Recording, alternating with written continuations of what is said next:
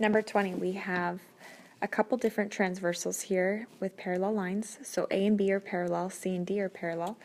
So we have to prove that angle 5, which I'm going to mark here, we have to prove that that's congruent to angle 15.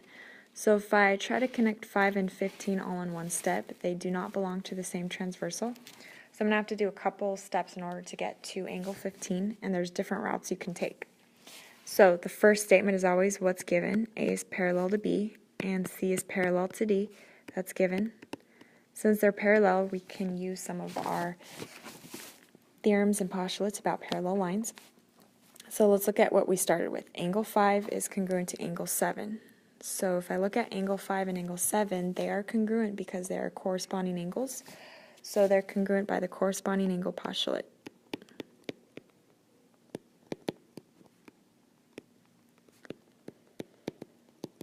Alright, so now we're at angle 7. So in step 3, they said now angle 7 is congruent to angle 12. So if I mark that in my picture, angle 7 and angle 12 are alternate interior angles, and by the alternate interior angle theorem, they are congruent.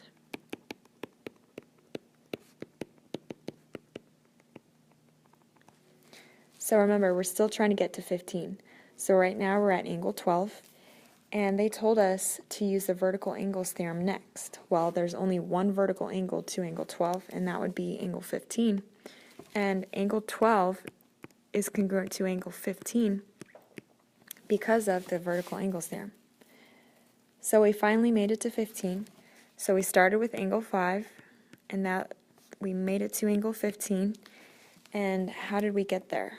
Well, if you cross out what they have in common, angle 7's and angle 12's, you're relating from angle 5 to angle 15, that would be the transitive property.